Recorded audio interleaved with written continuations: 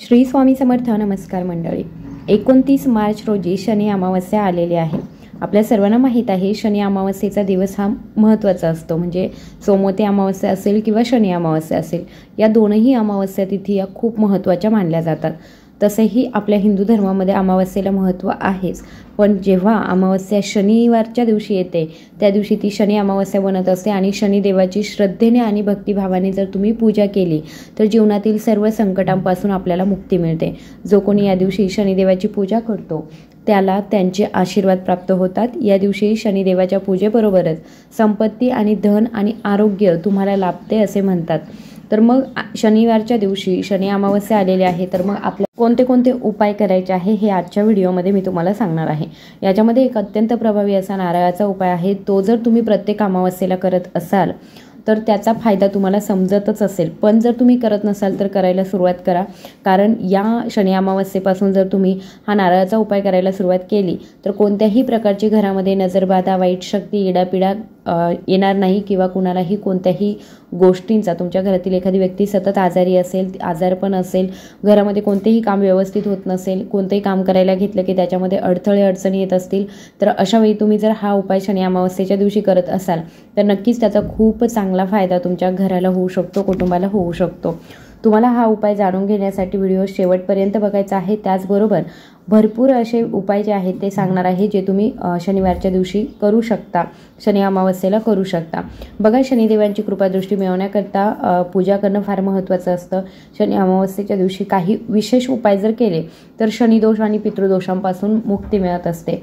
आपल्या वर्षभरामध्ये 12 अमावस्या असते. प्रत्येक अमावस्या ही पवित्र असतेच, मात्र शनी अमावस्या ही अत्यंत महत्त्वाची मानली जाते. कारण ती शनिवारी येते आणि हिला शनीश्वरी अमावस्या असं सुद्धा म्हटलं जातं. आता या दिवशी कर्म आणि न्याय देणारे देवता म्हणजे शनी देवता यांची निश्चित कृपा आपल्यावरती होत असते. आता शनी अमावस्या जी आहे ती 29 मार्चला आहे. चैत्र महिन्यातील अमावस्या आहे. या दिवशी शनिदेव कुंभ राशीतून मीन राशीमध्ये प्रवेश करणार आहे. चैत्र महिन्यातील अमावस्या जी आहे ती 28 मार्चला म्हणजे शुक्रवारच्या दिवशी संध्याकाळी 7:55 सुरू होते आणि 29 मार्चला दुपारी 4:27 संपणार आहे. तर बघा, या दिवशी शनी अमावस्या आहे म्हणून शनिदेवाच्या मंदिरामध्ये आवर्जून जायचं आहे. शनी अमावस्येच्या दिवशी मोहरी आणि तिळाचं तेल शनिदेवाला अर्पण करायचं आहे. या दिवशी शनिदेवाला काळे तीळ आणि मोहरीच्या तेलाचा दिवा लावायचाच आहे आणि तिथे जाऊन ओम शम शैनेश्वराय नमः, ओम शम शैनेश्वराय नमः या मंत्राचा 108 वेळा आपल्याला जप करायचा आहे. यामुळे शनिदेवांकडून आपल्याला आशीर्वाद प्राप्त होतात. घरामध्ये धन आणि समृद्धी येत असते. त्याचबरोबर या दिवशी जो नारळाचा उपाय करायचा आहे, तर बघा, या दिवशी अमावस्येच्या दिवशी म्हणजे शनिवारच्या दिवशी तुम्ही हा उपाय करा. संध्याकाळच्या वेळी हा उपाय आपल्याला करायचा आहे. आपल्याला एक नारळ घ्यायचा आहे आणि हा नारळ जो आहे तो पाण्याने भरलेला नारळ घ्यायचा आहे. आपल्या कुटुंबातील जितक्या व्यक्ती असतील, म्हणजे अगदी 3, 4, 5, 6 जितक्या व्यक्ती असतील तर त्यांच्यावरून हा नारळ जो आहे तो 7 वेळा उतरवून घ्यायचा आहे. प्रत्येक व्यक्तीवरून आपल्याला हा नारळ 7 वेळा उतरवायचा आहे.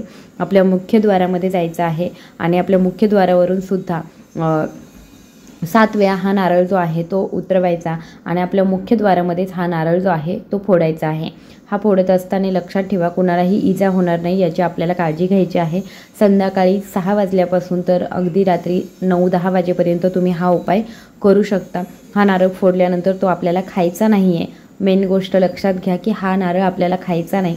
हा नारळ जो आहे तो आपल्याला बाहेर जाऊन, म्हणजे आपल्या घराच्या बाहेर जाऊन फोडायचा आहे मुख्यद्वारामध्ये आणि त्याच्यानंतर हा नारळ तसाच उचलायचा आणि हा नारळ जो आहे तो एखाद्या झाडाखाली किंवा नदीमध्ये आपल्याला प्रवाहित करून द्यायचा आहे.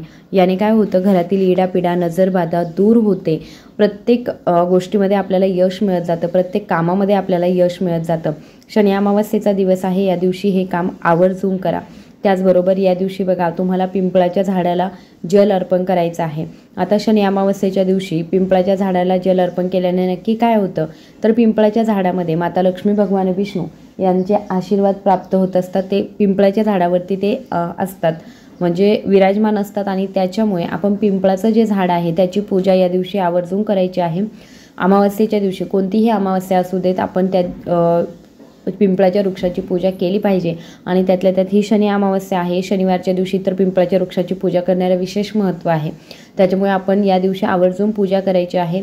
शनिदेवांची कृपा तर आपल्यावरती राहणारच आहे, पण पिंपळावरती माता लक्ष्मी भगवान विष्णू असतात आणि त्याच्यामुळे तुम्ही जर पिंपळाच्या वृक्षाला या दिवशी जल अर्पण केलं आणि या झाडाखाली मोहरीच्या तेलाचा दिवा जर लावला आणि तिथे बसून हनुमान चालिसाचं जर पठण केलं तर पैशांशी संबंधित तुमच्या कितीही कठीणात कठीण गोष्टी असू द्या किंवा समस्या असू द्या तर त्या लवकर सुटतात आणि आर्थिक तंगीपासून सुद्धा तुम्ही दूर राहू शकतात.